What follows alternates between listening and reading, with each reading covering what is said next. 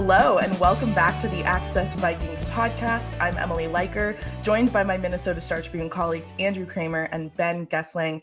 We are all trying to enjoy our bye week, enjoying our bye week, I think, but obviously we were just chatting before.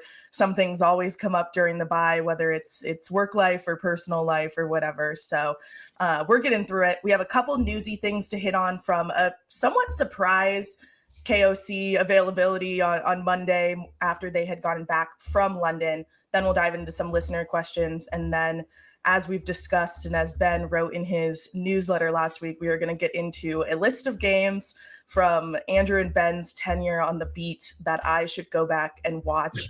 I watched one of them yesterday. We'll talk about that. But let's start with kind of the newsiest thing we heard from Kevin O'Connell when he spoke Monday afternoon, which was that quarterback J.J. McCarthy, left guard Donovan Jackson, linebacker Blake Cashman, and then backup center Michael Juergens are all expected to practice next week heading into the Eagles game. He did say those guys will all be in varying capacities, right?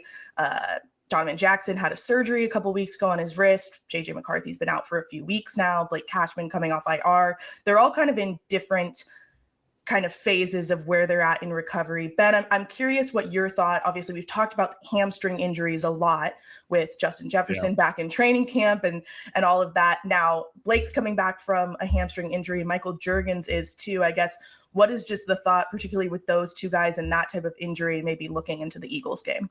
Well, I think they have to be mindful of the recovery timetable, and they have been, but you have to, I think, make sure that is completely healed up, because we've seen it a lot over the years. I mean, we talk about games that we could go back on over the years, and I can think of a few in 2018, 2019, where they were trying to bring guys back from hamstring injuries early. Dalvin Cook in 18, Adam Thielen in 19, before that game against the Seahawks, that things got re-aggravated. So hamstrings are always tricky, because hamstrings are basically they act as, if they're being used right, they act as a brake for your leg when it's coming back through after you swing it forward and then plant it and drive it back. It's meant so that the hamstring is not it's making it so that the rest of your leg isn't out of control. And when you're putting a lot of force into the ground is the only time that it really gets tested completely. So the all-out sprinting that you'll have to do in a game is probably not something you test a ton beforehand. So, I mean, they have different ways to do it. They have all of the med tech stuff now to say, okay, is the strength of this 100% compared to the other one? You can do a lot of tests with that, and they will. They've done it with Justin Jefferson. But until that gives you the green light, I don't think they're going to push it, because hamstrings are the kind of thing that can come back, and it can be a moment in a game like Blake Cashman was, where you're chasing Caleb Williams and you have to go all out, and something grabs and then you're back at it. So I think those guys will have a chance to go, but we probably won't know that completely until they get the all clear on those things, because that's not one that you want to just say, okay, we're 80% here, this is fine. You know, hamstrings, I think, have shown over the years they warrant a little more care than that. Well, and Ben, just what about the impact of Blake, especially Blake Cashman? Yeah. I mean, if they get him back, it's huge, considering how well they have or have not tackled through 5 weeks. Yeah. I mean, the tackling has been a major issue. That's one of the things I wrote about in the newsletter for Friday, just things that they can do. And Kevin O'Connell talked about their identity, and I think their identity on defense has changed a bit because they've been so bad against the run. I mean, they were second in the league against the run last year. I think they're 24th this year, and tackling has been one of the biggest reasons for that. So, yeah, you get Blake Cashman back, it's a lot easier to tackle. You have a guy that doesn't miss very often, a guy that covers a lot of ground in the middle of that defense. And, I think that in addition to the diversity that it probably brings in the pass rush, he is somebody we've seen over the last couple of years. It's a different defense when he's in there versus when he's not. And we saw Donovan Jackson in London anyway return to practice on the last day on Friday. So he's at least had one practice under his belt already. So hearing O'Connell talk about him coming back is not too much of a shocker, considering that's what they projected. But we did not hear him say Brian O'Neill. We didn't hear him say Andrew Van Ginkel, Aaron Jones, who remains on IR with another hamstring strain, the many that they've had. So there's still a number of these guys that obviously we'll keep an eye on next week. Yeah, Aaron Jones still has one more game on his IR stint. So once they get past the Eagles game, that's when they could potentially open his return window. I believe that will be the 4-game mark. The one I noted too was Ty Chandler had gone on IR the same week as Blake Cashman. He was not mentioned on Monday. So yeah, there's still some guys that they're looking at. Obviously, the ones not on IR, Brian O'Neill and then Andrew Van Ginkel.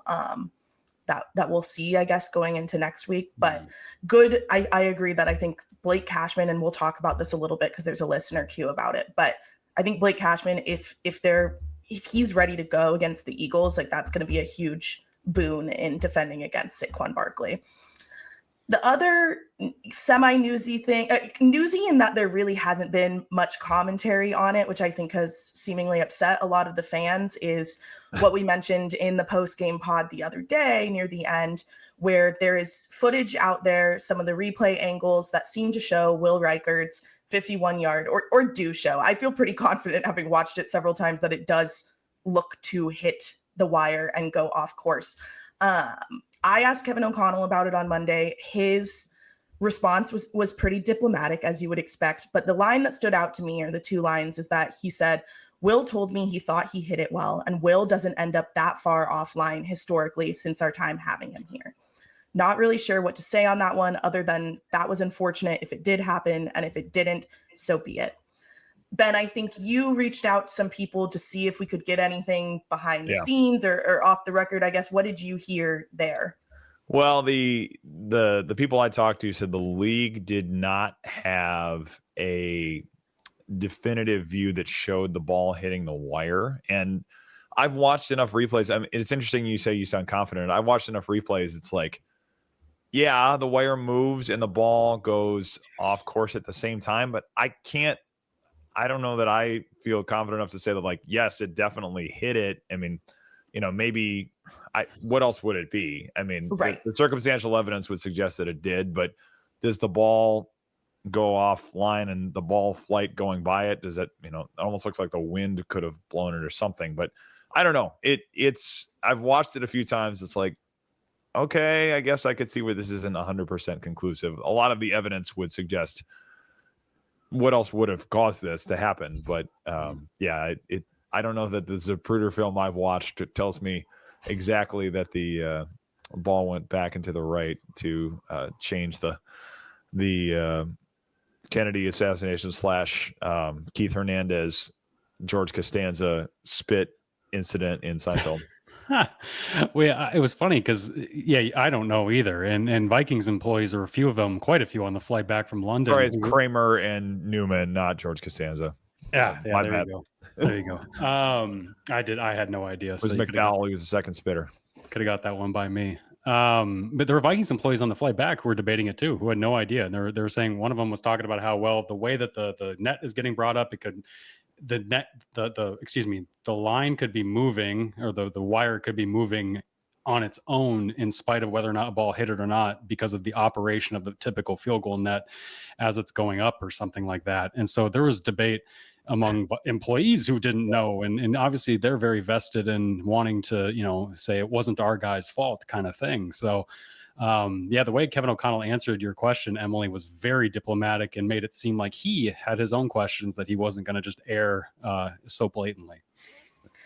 That is one that we will probably just never know the answer to. And luckily, Vikings fans can sleep knowing that the team won the game anyway. And it was not some moment that ended up being in a lost game that they're like, what if that field goal had gone through? I mean, obviously, they still are doing a little bit of what if, but at least the Vikings came out with the win on that end.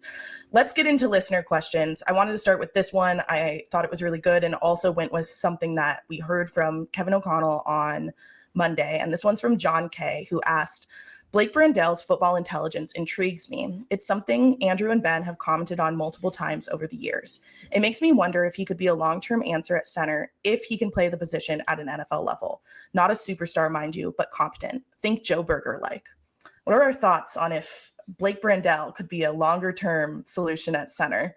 Oh, I know the guy knows he knows us. If he's talking about Joe Berger, we have talked many times over the years on this show about the underrated, underappreciated presence of Joe Berger and how different this group was. So Kudos to you for that. You know the way to our hearts. When I saw that question, I immediately thought that is going to make both Ben and I smile just when he says Joe Berger. Hey, why? I mean, I don't know about starting center, but O'Connell is pretty complimentary of Blake Brandell and what he did. And I think that is a good place to start in discussing how impressive the offensive line was in general on Sunday. Yeah, I think the fact that he stepped in and played as well as he did, was he perfect? No, but he's never played that position in an NFL game before. And that level of versatility does keep you around. I mean, that you hear NFL coaches say all the time, the more you can do, and nobody ever finishes that. But what they mean is the more valuable you are. That phrase never gets finished. It's always, hey, the more you can do. Yeah. Meaning what? But yeah, it's just the less likely you are to get kicked to the curb. And especially on the offensive line, I think that's true, because you see over the last few weeks, guys go down in all these different spots. You need somebody that can step in and play all of them, and he's done a good job of it. Is he a long-term answer at that position? He's going to probably get a chance to show it. I mean, with Ryan Kelly on IR, we'll see if it's him or Michael Juergens going forward. I mean, he's awfully big. I think there's good and bad to that. Depends what you want your center to be doing. They've been more zone type runs this year than gap scheme stuff, at least looking at it a little bit this week. So do you like him in that setting? Do some of the pass protection issues that he had at guard transfer to center? I mean, those would be the questions they'd have to ask. But I think at the very least, the versatility he has where you can plug him in a number of different spots. I know they value guys that can do that. When you're keeping 8 offensive linemen in a year, the swing lineman is an important piece. And I think it's a good way for him to keep himself around at the very least. Yeah, and that's the part I was going to come back to, is just if they were to elevate him to a starting role, let's say over Michael Juergens, which I don't imagine that they're going to do, but if they do it, you got to take into account that he was your kind of backup at so many different spots that if he's starting, he's not that guy. And I think the value of him being that versatile backup might outweigh the difference, if there is, to what difference he gives you on the field over Michael Juergens, who has spent all of his time in that spot. He's spent all of his practice reps there. This is a guy that Ben's talked about a lot as somebody they have long-term visions for potentially. So Juergens, that is. So I would think that they're going to stick with Juergens once he's healthy, and then Blake is going to be that incredibly valuable backup at basically every spot. And he's already now played through 5 weeks at left tackle, left guard, center. I mean, this is somebody who they're going to be very happy, I think, to return to the bench just because of the value he gives you on game day.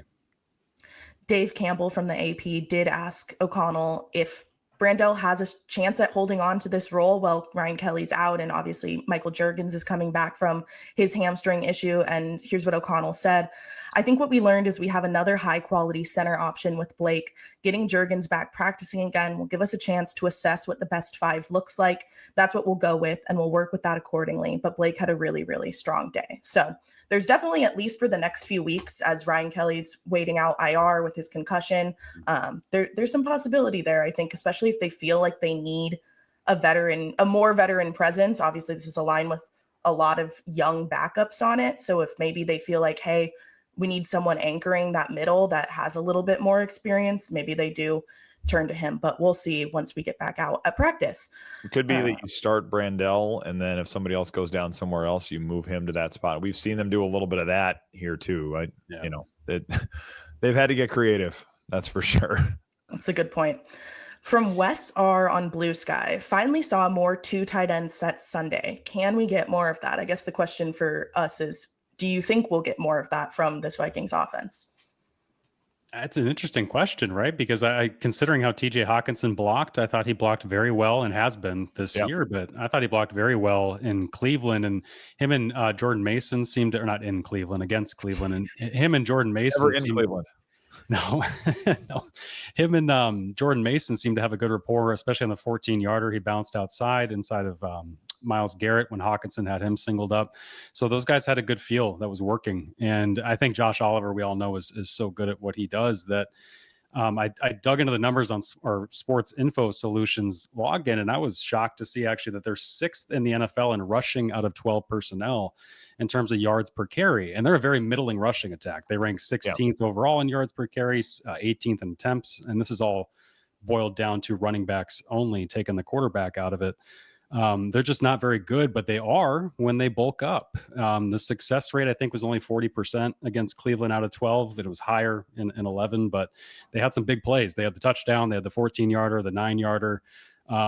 They were producing in the run game that way. But the passing game, though, they talk about the marriage, right? And the passing game is still so much better out of 11 than it's been out of 12. They have not done so well in terms of play action dropbacks as they're used to doing under O'Connell. So I do wonder the question of, if you want to stay in 12, you got to be a good passing team too, right? Because that's the priority in the NFL. And if they're better out of 11 throwing with Carson Wentz anyway, that kind of, it adds a little bit of, amicable differences in the marriage of the run and the pass. Yeah, the play action thing is interesting because I was looking this up for newsletter as well, and they're like 7th in the league in terms of how much they run it. And I think overall, every year under Kevin O'Connell, they have been in the top 10. Breaking news, they just signed Nick Vannett to the practice squad. Stop the show for that. But yeah, speaking of 12 personnel, they have another tight end back on the practice squad. But they've not been good out of play action this year. I mean, they have not been able to hit downfield shots. I think they've had 6 sacks on play action plays, which is a lot given that those are some of the times you want to be able to throw downfield in those situations. And, you're getting blitzed on some of those things. I think there have been a couple that have come out of blitzes and then some where people just get beat. But, if you're going to keep 2 tight ends on and you keep some of those people in pass protection, you have these 3-man concepts that are downfield throws that take a long time to develop. And if you're not holding up a protection, that doesn't work either. So, it's one of those things where if they want to be in play action, they've got to be better at it to probably use 12. And I think if that's not happening, and just the depth at receiver, now that you have Addison back with Jefferson and Jalen Naylor, I think is kind of moving into more of that number 3 role. They want to keep those people on the field as well. From MN Sports Pain on X, what exactly has gone wrong with the Vikings run defense so far, and how can they fix this knowing we have Barkley, Gibbs, and Henry coming up after the bye? And I'll add on, we also had a question from Ross about just Ivan Pace's performance this year that I thought paired well with this question about run defense. Some of it is tackling, like we mentioned. I think some of it has been gap discipline too. I mean, I think we've seen some times where Ivan Pace is probably jumping out of a gap, trying to make a play. I think you've seen times where defensive linemen are trying to get into the backfield. I mean, there's been a lot of that kind of stuff where I'm trying to penetrate right away rather than just control my gap.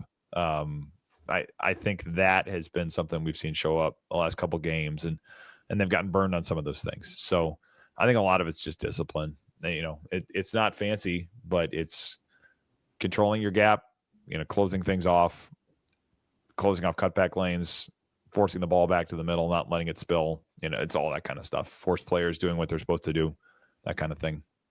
And when I saw the part about Ivan too, it made me just want to look at the PFF numbers, at least for his tackles, his missed tackles. And I know he had the one really bad game against Atlanta, but he's already up to, I think, 10 missed tackles, and he had 12 all of last year. And so this is just 5 games in. He has not played as well as we're used to seeing him play. I do wonder he was such a good blitzer for them that as they've gotten out of blitzing so much, has that kind of changed what they're asking him to do and kind of taken away one of his best assets to this team? And I don't know the numbers. I haven't broken them down in terms of coverage, but it hasn't looked great just by the eye test and coverage so far for him either. So I wonder if when Cashman comes back, Ben, do you think they're going to stick with Cashman and Pace, or has Eric Wilson maybe earned a look over Ivan in certain situations? It's a really good question. I think especially in pass coverage situations, I could see it being Eric Wilson. I mean, and then you get into the 3 safety stuff too. If Harrison Smith has a bigger role, is Metellus kind of that nickel linebacker more so? I mean, I could see that too. But yeah, I think pass coverage wise, I could definitely see it being Eric Wilson instead of Pace. And then, just how often are you in nickel, even on first and second down, which I think is the answer to that in the modern NFL is quite a bit.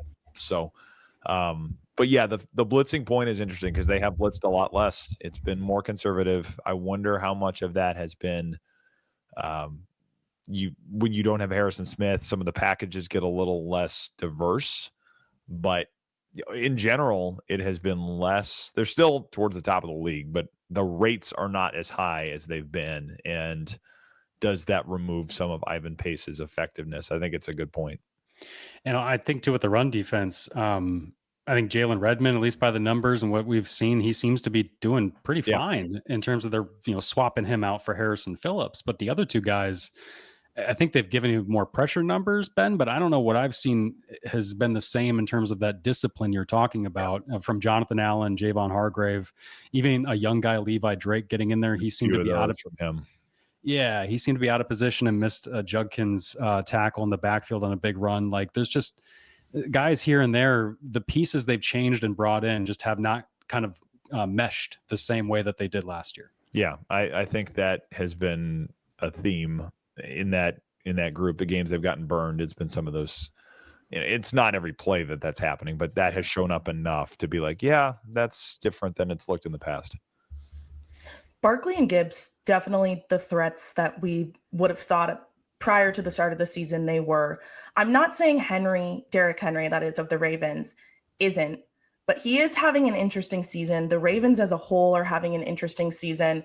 Lots of injuries right now. They're 1-4. A couple of those games were close. The last one against the Texans was a blowout loss. That's that last game in that stretch that the Vikings have here that we've talked about being difficult.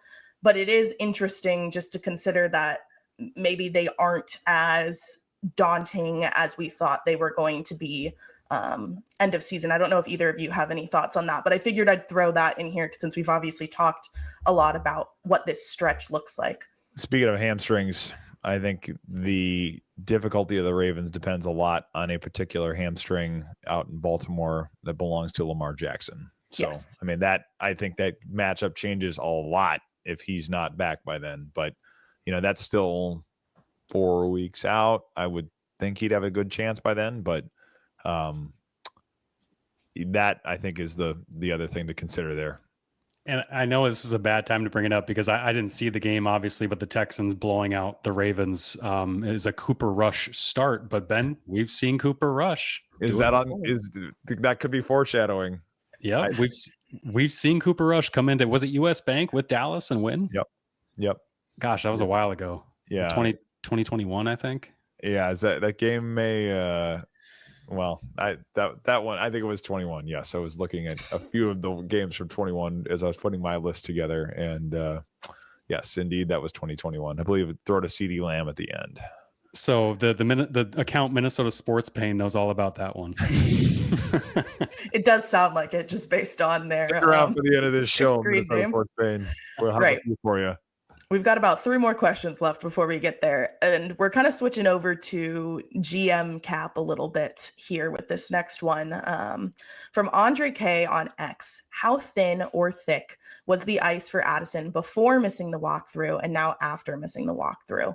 Have your predictions swayed on what is next for him with the organization, extension versus trade versus eventual free agency based on the newest incident, which is obviously him missing that walkthrough, which Kevin O'Connell was transparent about post-game. Sounds like that's one of the first times he's done that in his tenure here, where he's been really outward about what the punishment or what was done to incur the punishment of a player or even just punishing. I don't know. You guys obviously know better about this part of that. But yeah, Jordan Addison and this latest incident, does it change anything, do you think, for the Vikings? I mean, that was going to be, I think the question of whether you sign him long-term was going to be a big decision anyway, because you're paying Justin Jefferson more than, it was more than any receiver in the league at the time of the deal. It's still in the top. I think only Jamar Chase has exceeded that.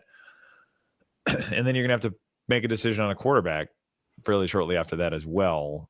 So the idea of will they pay Jordan Addison, I think, has always been up in the air. I mean, I don't know that you can afford to do it necessarily, and this kind of stuff does not help. He's been awfully good. He's a dynamic receiver, and I think whenever JJ McCarthy is back in the quarterback job, the connection the two of them developed in training camp is going to be, we haven't seen that on the field in the regular season yet. So what that looks like could shape some of this as well. But I think that was already going to be a tough decision for them because, like, can you pay two of these receivers? I mean, the Bengals have done it, but you have to make decisions in other places. If you do that, you can't pay everybody all the time. And I think that question was already going to be one that was a pretty tough decision for them. So, I don't know that this has moved it a lot.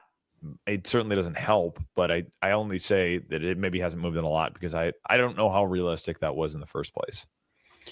Yeah, it's interesting because he's so talented, right? And Yeah. really the one draft pick you can say of Kwesi so far that you're like, yeah, that guy's a stud. Like he's a really good NFL player. But can you pay him to trust him behind the scenes? There's a lot of breadcrumbs that he keeps leaving that would, make you question whether or not you can trust him long term. And this is just another one. So I saw Kwesi hug him after the game in the locker room. They seem to be on good terms. And obviously Kwesi's and the whole team is going to pour into him the way that Kevin O'Connell talked about. And Addison saying that he told the team, or actually Kevin relaying that Addison told the team that you can trust me and all these things when he spoke to him.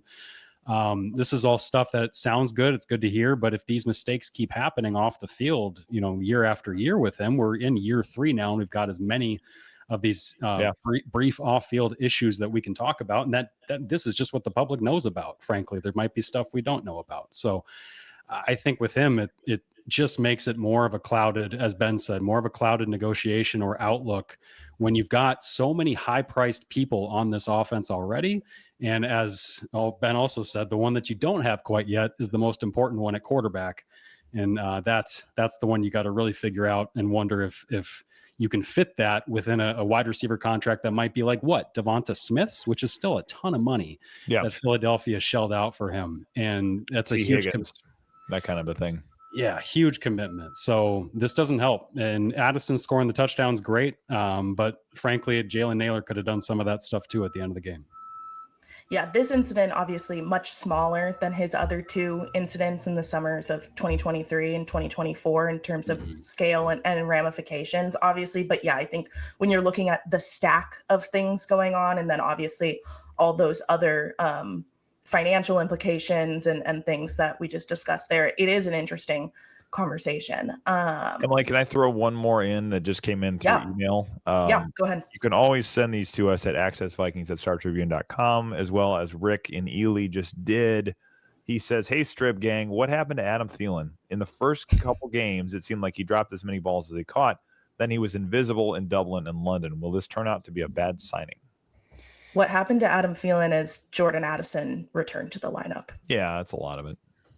I mean, I do think too that there was it felt like there was such a pressure to get an answer in when Nailor was at the time, we didn't know it publicly yet, but Nailor was undergoing wrist fracture surgery. Yep. They didn't know, are they going to need a wide receiver 2, not just a wide receiver 3? And Nailor comes back by week 1 and is clearly ready to handle, I think it was 80-90% of the reps right out of the gate. I don't know if they knew that when they made that move with Adam Thielen, and I wonder if that would have changed the calculus on giving up. I can't remember the exact, but wasn't it they traded back from the 5th to the 6th round in the future or something like that? Yeah. And agreed to pay Adam a decent chunk of money. So yeah. He restructured a little bit, so it's not as bad, but yeah, it's more than you would typically pay a wide receiver for. Yeah. And Kevin O'Connell has talked a little bit too about he's played some different roles. He is, that run blocker type that you can use, like they like to have with their wide receivers, but yeah, it's I think the circumstances have changed more than Thielen, anything with him necessarily. I mean, he's 35 years old. The question of, how's his body holding up? All of those kinds of things are always factors at that point. But I think a lot of it's been circumstances with the receivers. From Jake W on X, given and I'll note that this was sent in prior to Sunday's game, so I've adapted it a little bit to go with when we're recording this episode. But given the preseason expectations, the cash spent on the 25 roster, the expectations for this regime to finally win in January, and now sitting at 3-2 with the tough post-bye stretch coming, what would constitute a successful season at this point, in your opinion, and why? It's a good question. I poached this one for the newsletter last week. Spoiler alert. Well, it was in last week's. So, because I think this one came in when we asked for these before the buy. So I'll just kind of, for people that maybe didn't see it, I'll crib some of that. Because people asked before the season this idea of, well, if you know McCarthy's the answer by the end and they still miss the playoffs and go 7-10 or something, is that a successful year? And my answer at the time was, I have a hard time seeing those two things happen in the same season, because I think there's enough talent that if McCarthy has shown he's the guy, they're going to win enough games to at least make the playoffs. When I answered the question at the time, they were 2-2, and you thought, well, if they lose on Sunday against the Browns, which they nearly did, then they're 2-3, and then you have this tough stretch coming out of the bye. So there could be a scenario where that becomes the case. Basically, what 3-2, 2-3, whatever, it doesn't change it that much. I do think the most important thing they have to figure out the rest of this year is, can JJ McCarthy play? Is this a team that's going to contend for a Super Bowl this year? I mean, the NFC is wide open. I think there's a lot of teams that feel at this point like they'll have a chance, but I think there's a lot of things the Vikings have to figure out before they could put themselves in that conversation. I think it is ultimately the important thing is figuring out whether JJ McCarthy is the guy they go forward with. That does not mean that 2026 is up in the air for him, but how good you feel about him going into 2026 is going to affect a lot of what they do in terms of, how you build, what you think about with contracts, all those kinds of things. All of that stuff is part and parcel of this season. So I think if no matter how this shakes out, if they come out of this year saying we've got our guy and we have regular season data to prove it, I mean, that's for the long-term sustainability of this regime and its approach. That's job one. I think it just has to be about that. Yeah, I agree. There is no win-loss record. There's no, short of winning the Super Bowl, there is no number of playoff games that they could win that would make it so that you would be in a better spot this year than you were last year, in which you still didn't know who your long-term quarterback was. You think it's JJ, you want it to be JJ, and obviously that's the path they've gone down. But let's say Carson Wentz does exactly what Sam Darnold did. He goes 14-3 and they go into the playoffs. Let's say he even wins a game in the playoffs. But yet, if you finish the season not knowing, should we pay Carson Wentz? We don't know if this young kid can play. Like, you're right back where you were. And it doesn't change a whole lot about the outlook, the window that they've tried to set up by spending all this cash for around a young quarterback.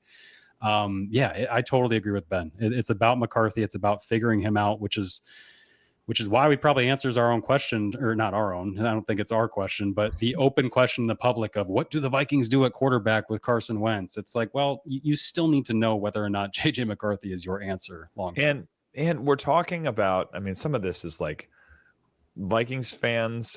I get we have not done the young quarterback thing in a while. And the last time it happened, the guy's knee blew up.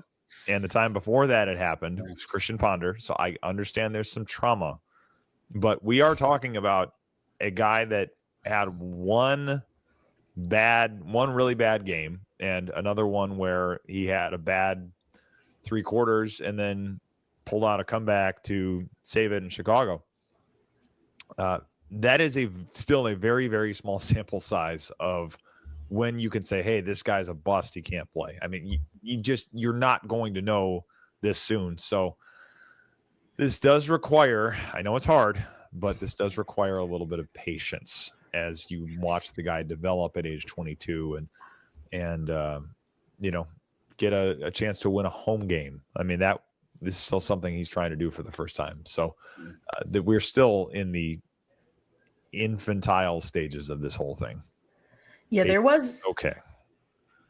were a couple comments thrown in our responses, and then a question that was not quite readable necessarily for a family audience on YouTube about the waiting for McCarthy and letting him develop kind of conversation. And it did get me thinking about a lot of things.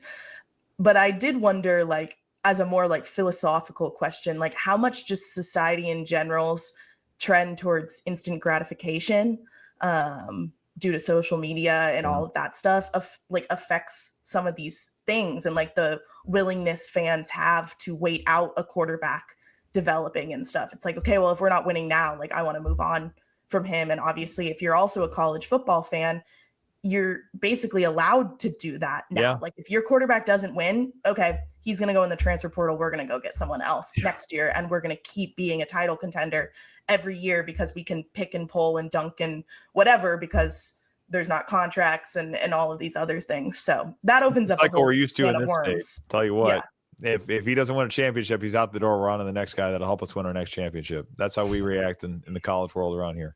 Yeah, that's how the Gophers are every year. That's what we're used to.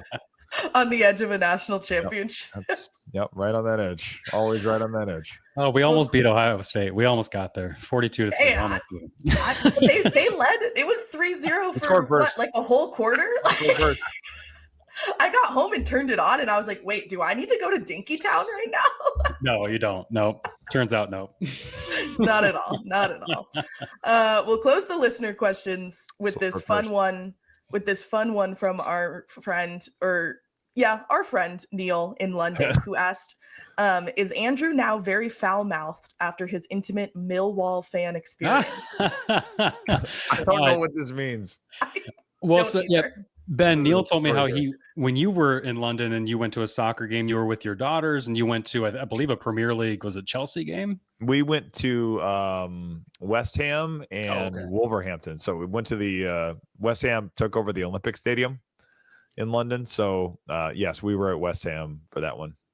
He took me to a second tier level one that was more in the working class district of London called Millwall, which I learned some words when I was up in the stands over there. And I've been around professional sports for plenty of time. And obviously I've heard quite a bit, but to hear some real Cockney British slurs and kind of screams and chants, and it was an incredible experience. I loved it. I had a smile on my face the entire time. And Neil, I think it was within the first couple minutes, but Neil kind of nudged me and he was like, "I told you we were going to be like in the real London section of fans." And it was up toward the top of the bleachers where people were banging on the back of the wall or whatever, the tin wall that was holding up this bleacher section.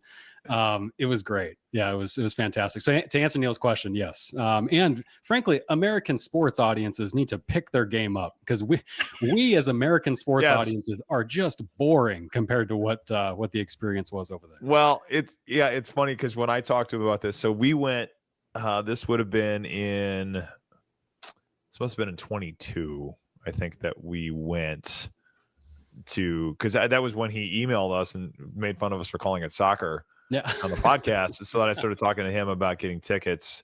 And then, he and I hung out last year in 24. But we went in 22, took the kids, and we were talking through all the different options. I remember Neil saying, there's some of these places that you're going to hear a little more, as he put it, fruity language. and we went to West Ham, and there was still some stuff, and it was fun. I mean, kids didn't catch half of it, but it's like as soon as somebody flops, there's people getting on them about that. And the Cockney accents, there was still some of that at West Ham, probably not to the degree that you got it, but yes, we sit here and just put on something on the Jumbotron, entertain me, tell me when I need to get loud. Like, there's none of that there. They do very little in-game entertainment.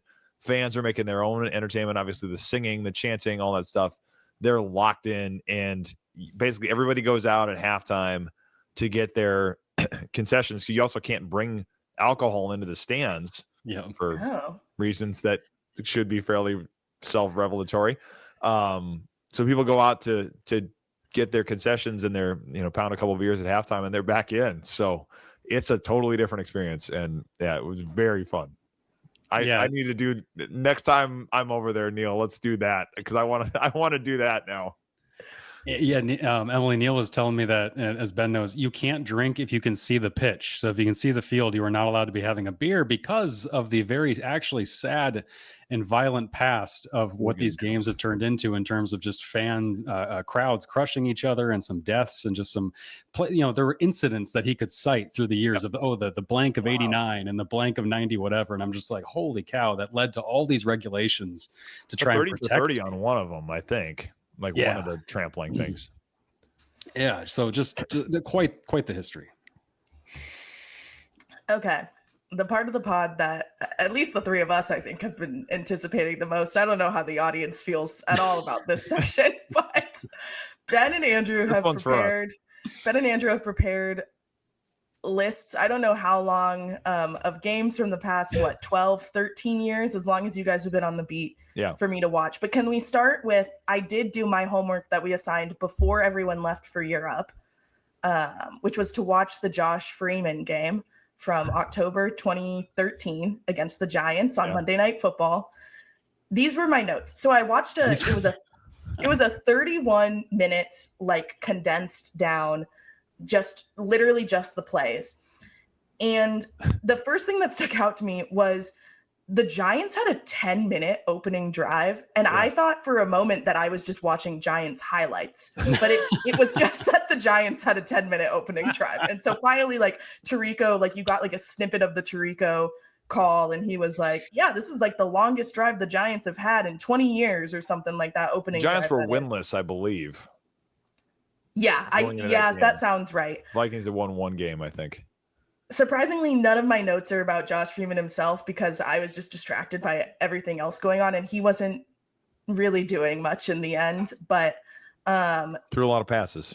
The size of football players has changed a lot in the past 12 years. Like, those guys looked so much bigger, I feel like. Maybe it's the pads, like, and like how the pads have gotten sleeker, but they felt bigger than the modern day guys, or like just like bulkier. I mean, do you guys feel that? Linemen slim down some. There's just more of a spread orientation to the game. I mean, that's probably true. I felt like some of the defenders, like the linebackers, felt huge, and like Blake Cashman's a big guy too. But like the linebackers were they're like built guys. So I remember Eric Kendricks they drafted him second round in 2015. There was a question then: is he big enough to play middle linebacker? Because I think he was like 6'2", and it was Manti Te'o. No, that was 13. Manti Te'o and Benardrick McKinney were in the 13 draft. But there was this question of, can he play this spot in the NFL? Is he big enough? And I don't think you'd have anybody bat an eye at that now. I mean, and this was 10 years ago. But like Brian Asamoah, when they drafted him, is smaller than Eric Kendricks. And you brought up Benardrick. Benardrick McKinney went 2 picks before Kendricks in 2015. And that was the guy where everybody thought that looked like a Mike Zimmer type because he was massive, basically the guy you could imagine with a neck roll like Emily's talking about. I think they liked him, didn't they?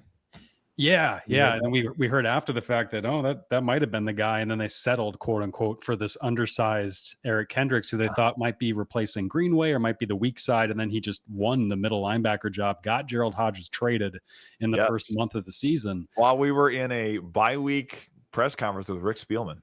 Yeah. It happened. So, Emily, you're totally right. That was about a time that the seed was kind of changing in terms of the size of linebackers. Like the passing game over that decade was going to take hold and force defenses to get smaller. Yeah, for sure. And it's like, it's not one of the things you notice, like when you're just watching the game progressively over the years, I feel like. But then going back, I was like, wow, like there's just a stark difference. Okay, the other two things I wrote down was there was an obscene number of turnovers or near turnovers in this game. I felt like every other play, and part of that was Josh Freeman throwing the football, which was quite astounding.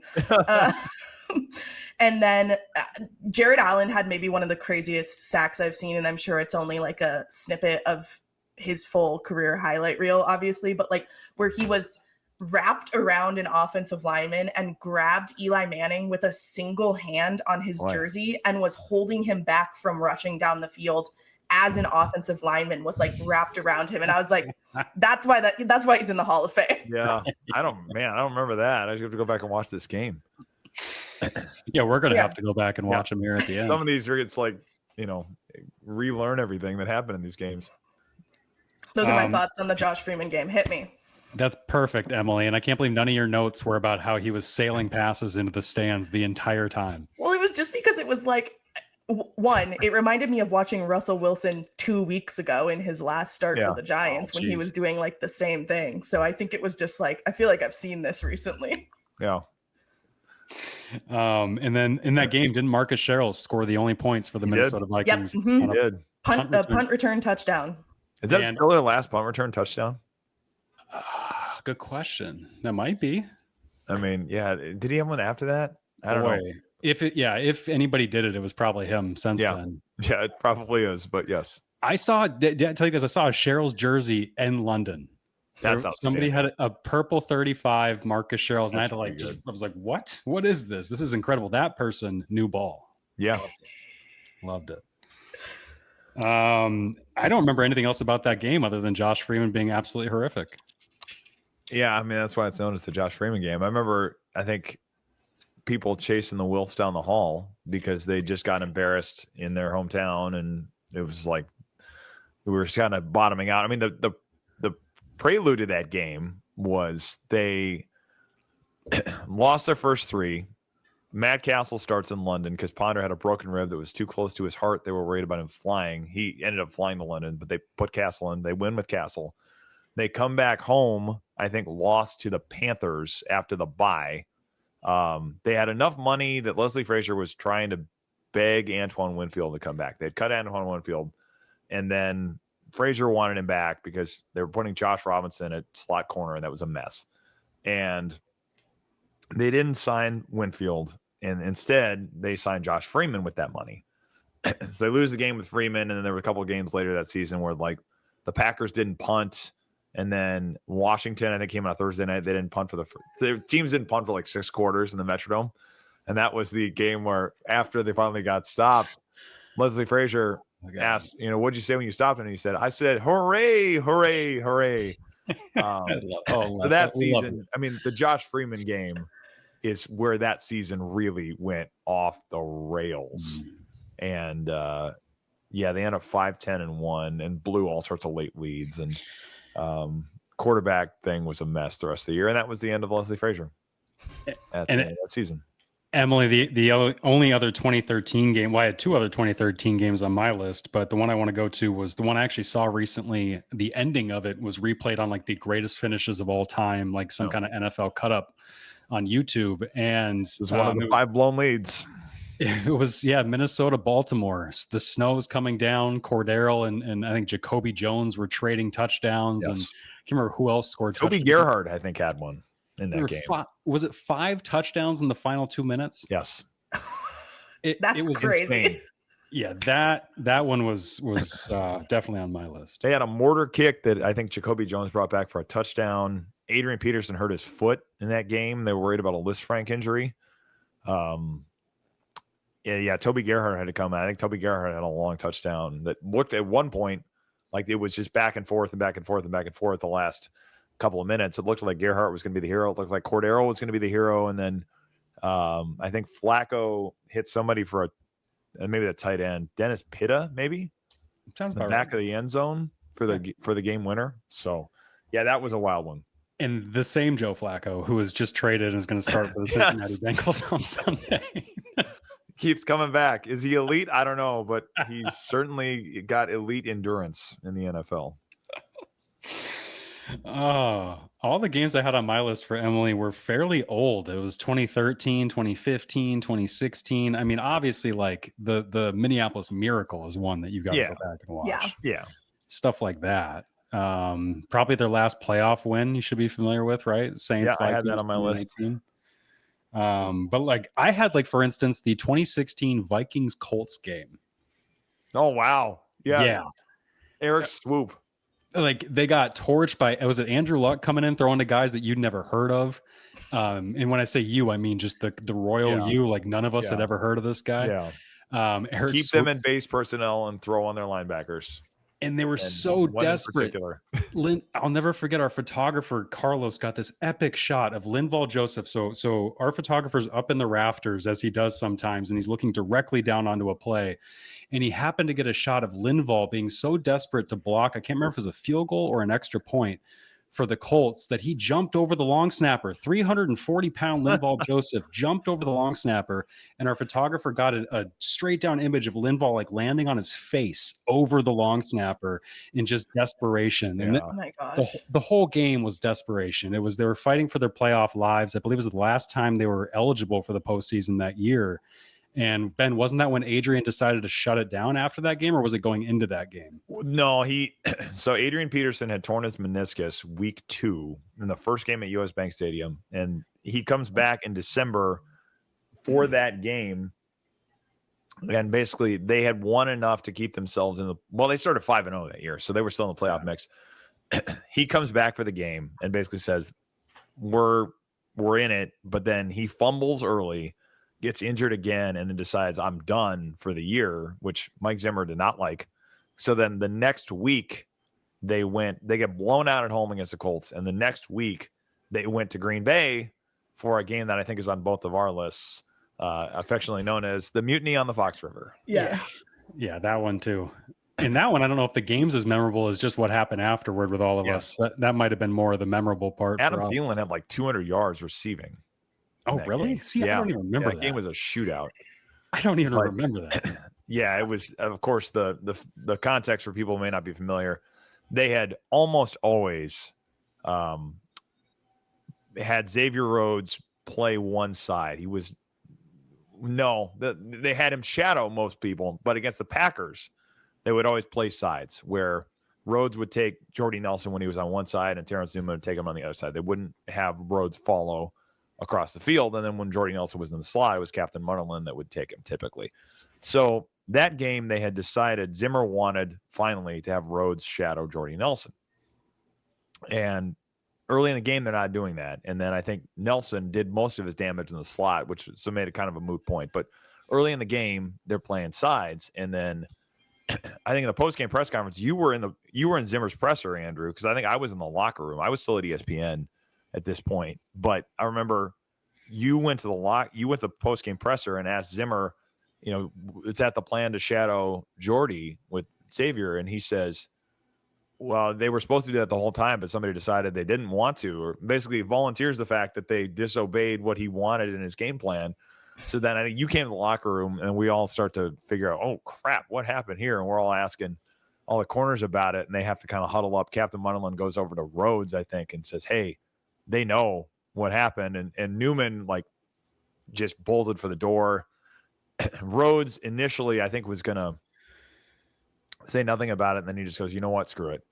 And then just says, we decided that we were going to do something different than what we wanted this week, and kind of fessed up to the whole thing. And then Sunday morning is Christmas Day, and then I think Zimmer went to Adam Schefter and said, hey, it was only one series. It wasn't that big of a deal. And then they kind of rallied they circled the wagons and said, oh, it was just a miscommunication a couple days later. But it's like, no, this was basically Mike Zimmer's defenders in a game that officially eliminated them, saying, no, we're gonna do something different than what you want us to do. So that one was that got pretty wild. That 2-week stretch got really wild. It did, yeah. I remember, the question to Zimmer was just, I saw you switch at halftime. Like, why did you make that switch at halftime? And then he goes, oh, they were supposed to do it the whole game. Yeah. And then, the peddling afterward of, well, it was just one series, when he made it seem like it was the entire first half. Xavier gets really nervous when he talks to you guys. And then trying to say that Xavier had misspoke and all this stuff. And Newman, I remember chasing him out of the locker room, and he's like, I don't know what you're talking about, and didn't want to get into it. And the veteran move that he had there at the end. But Emily, that was a crazy one, because Mike Zimmer was the ultimate authoritarian kind of head coach of, do as I say, and they did not. So I have two in this stretch of this. I don't know how many of these we want to do, but give me all of them, and then I'll tell you how my game plan for going through them. Okay, we can go a little more quick hit here. My first year on the beat's 2012. The Week 17 game that season against the Packers, just still top 5 game I've covered. I mean, popcorn entertainment galore. We probably talked about this one a little bit, but the Vikings need to win to get in. This was a team that won 3 games the year before. They had gotten hot. They dropped to 6-6 from a 4-1 start. Had to win their last 4 to get in. They're playing the Packers at the Metrodome last Sunday afternoon of the regular season 325 game. They were going to be in a tiebreaker with the Bears. There were 3 teams in the NFC North that were going to make the playoffs. The Bears were, I think, a 10-win team as well, and the Vikings end up winning the game. Adrian Peterson's trying to break the all-time rushing record, runs for $199 and ends up 8 yards short of Eric Dickerson's single season record. But that, Rodgers threw for 365, I think, and 4 touchdowns, was just throwing darts all over the field. Christian Ponder had kind of his one shining moment and then gets hit to the point where his forearm is so his elbow got so swollen that he couldn't play in the playoff game the next week, but he makes the big throw to win it in the end. Blair Walsh kicks a field goal to win a game. There was a incident with a challenge flag that Mike McCarthy threw that on play he wasn't supposed to challenge. Jordy Nelson tries to stick the challenge flag and stuff it down his pants so the rest won't see that he threw it. Like Rodgers is going nuts on the sideline, and in the Metrodome press box, there was a replay official in the back, and I still vividly remember Rick Spielman and Rob Brzezinski, I think it was, standing over the official. They had like a photograph they'd printed out of when McCarthy threw the challenge flag. They're like down there pointing at it and, just berating this official. And then they announced, well, he threw the challenge, or the replay process that started before he threw the challenge flag. So it's a moot point, and the whole place just started it's a Vikings-Packers game. Everybody thinks, the Packers got bailed out by the refs. And yeah, that game was wild. So that's the top one on my list. And then the other one in 2016 is the Halloween night game against the Bears, which I don't think was much of a game, but that was the night that ended up being the one before Norv Turner quit as the offensive coordinator, and Mike Zimmer scratched his eye with a play card. Yes. That was the beginning of all of Zimmer's eye surgeries that year. Okay. I had the Rams game in 2015 at TCF Bank Stadium in there too, with like the wind and Teddy Bridgewater getting knocked out. All you need to do with that one is find the clip of Mike Zimmer being mic'd up. Like that, just find that. It's 2 minutes. It's the greatest mic'd up I've ever seen.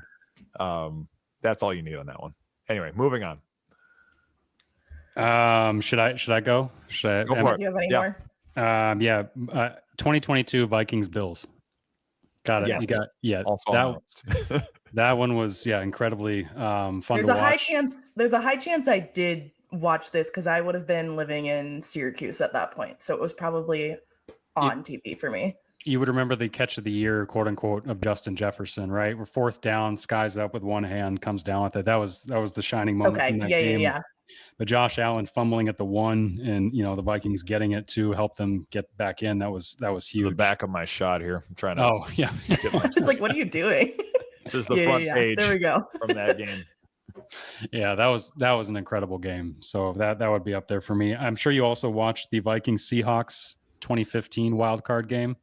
Oh gosh, I forgot about that one. Is this the missed kick Blair one? Walsh game? Yeah. And Emily, as a Seahawks fan growing up, I'm sure you were on the right side of that one as a child.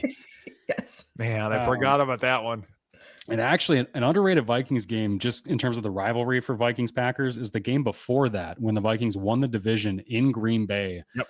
And a low scoring kind of rock fight game, but Xavier Rhodes, I believe it was, intercepts Rodgers in the end zone to seal it at the very end. And so that was probably one of the pinnacles of Mike Zimmer's tenure. Yep. It happened in just his second year, but it was probably one of the pinnacles of it. It was the Sunday night finale, NFC North. I mean, very much like last year with Detroit, NFC North title game that NBC put on Sunday night. So yes, that was probably one of those moments, because that season was like Teddy's first full year as a starter. Peterson had been suspended. He comes back. He wins the NFL rushing title, and they beat the Packers at Lambeau to win the division. So, yes, that one is certainly a memorable moment in the Mike Zimmer run of things.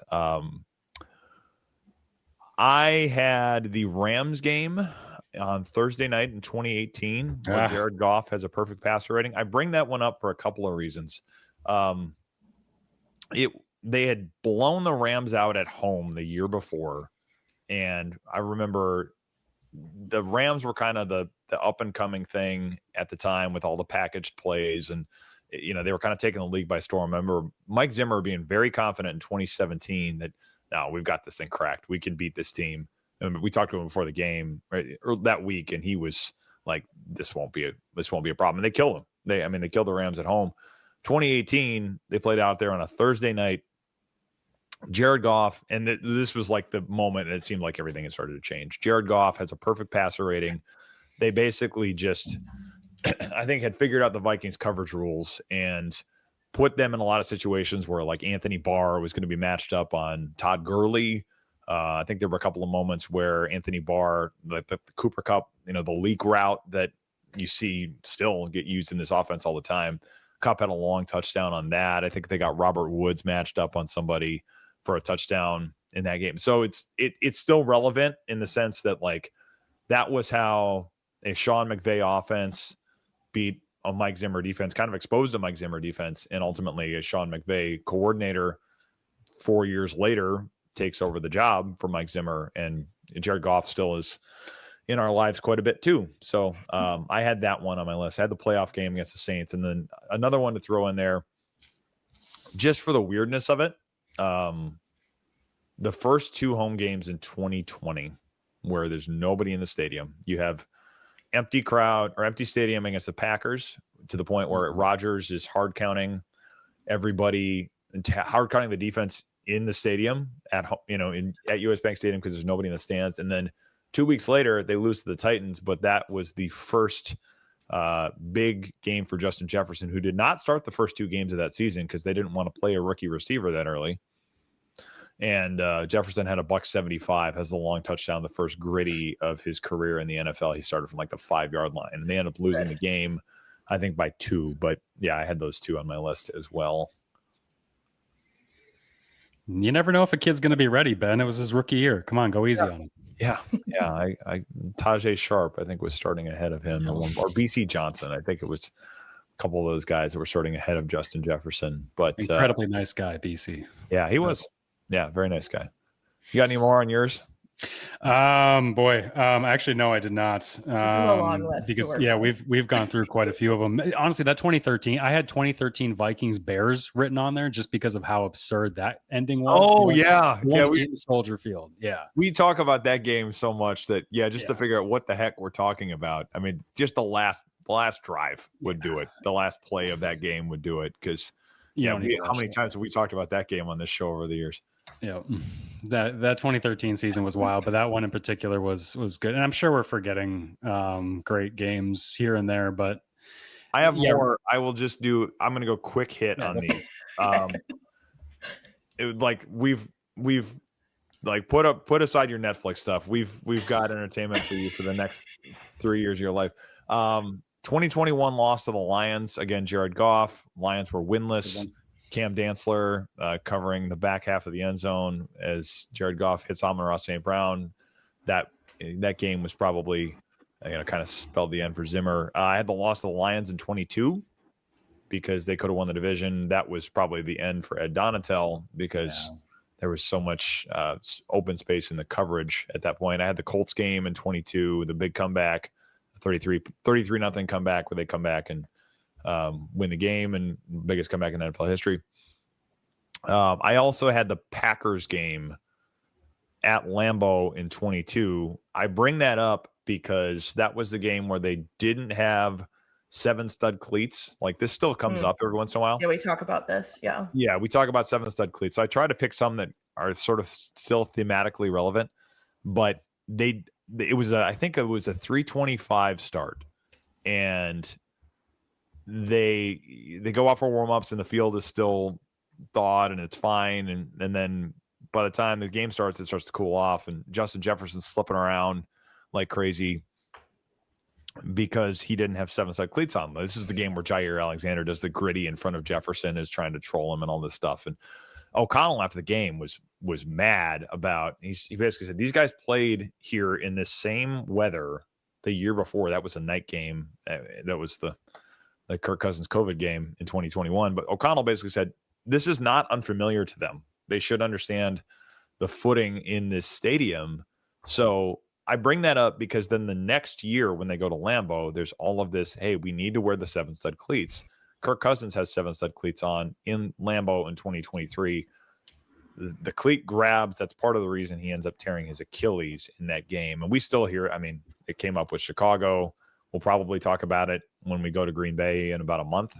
So, that particular footwear choice has had a few threads in this. And I think 22 was the game that Brian O'Neill got hurt. Yes. Yeah. Yep. Yeah. I believe so. Yeah. Again, a falchion fracture that I think was a cleat cleat-related injury as well. So there's that one, and then I had the Josh Dobbs game at 23. Ah, yes, that's a good one. Kevin O'Connell doing his wizardry with a new quarterback, which, again, is still thematically relevant. Maybe again, because you never know when the next time they're going to have somebody pop in and have to start on the fly. All right, Emily, so do all that by Monday. Yeah, I was going to say, this is a really nice long list. I think there's almost 20 games here for me to watch, which makes sense. It's over 10 years of season. So I think... do the more recent ones first. Right. I think I'll probably work reverse chronologically. It's probably good. And I do want to probably, maybe not the more recent ones, but definitely the older ones. I'm going to try and watch them with the full broadcast, because I think the details that you get in the broadcast will help with what's the historical significance of this. That was watching this expedited Josh Freeman game. I was like, okay, there's context that I'm missing here. I mean, we had talked about it a little bit, and that's why I watched it, but that I would like to have. So I'm going to try and watch them with the broadcast. I think what I'll do is I'll try and do it one per week. If I'm watching shorter versions, I might do more than that. And then we'll do a 5 minutes at the end of each Friday mailbag where I discuss the game I watched this week, and we can talk about it. Yeah, bring your notes, because you'll remind us of things that we do not remember. Right. And I'm sure even on that Giants broadcast from 2013 that you watched, if you watch the full one, I can just imagine how it goes. I can imagine after every airmailed pass, they're like, remember, he just joined the team X amount of days ago. This is his first start. Remember. Yeah. I would imagine that talking point had been given to them in some production meetings before that game quite a bit. And if I should say too, if listeners have other ideas for games, I mean, not that we need to give Emily more homework, but I'm sure we've missed some. So just let us know if you have other ones that you think are worth watching, or favorites that you have over the years. And we're, our timetable on this starts at 2012 for me, 2013 for Andrew. Obviously, we didn't go into the Favre, we know about the Favre games against the Packers, Moss at Lambeau, all that kind of stuff, Moss on Thanksgiving. But we combine this. Yeah, Greg Lewis in 2009. I mean, those are worth watching too. That 2009 season has about 3 or 4 of them. But that's the time frame we're working on here is 2012 and forward, probably. Anything that is particularly anything before I gained consciousness, or let alone was even born, feels like an off-season task, because that comes with extra reading and real absorption of material that I have not even passively consumed yet. Whereas most of these games, especially any of the primetime ones, I probably have watched a lot of them, but I just didn't hold on to them in my mental space because I was not paying attention to the Vikings like that. So it'll be nice. It'll be nice to revisit. But I mean, this is primarily for your benefit, and that's the reason we keep it at 2012 is that when we go off on a rabbit trail, you have I can follow more context of where we are going, or maybe that's a bad thing because you're like, yeah, now I can go on the rabbit trails with them, and people are like, guys, come on, there's already enough freaking rabbit trails on this show. But we're trying to give you a little more navigatory skill on those things. If you are watching and are still with us, or listening and still with us, thank you. We will talk to you again next week when the Vikings and us return to our normal schedule at TCO Performance Center. So that'll be a Wednesday episode, a Friday episode, and then Sunday post-game a week from this Sunday, October 19th, against the Eagles. We will talk to you in about a week.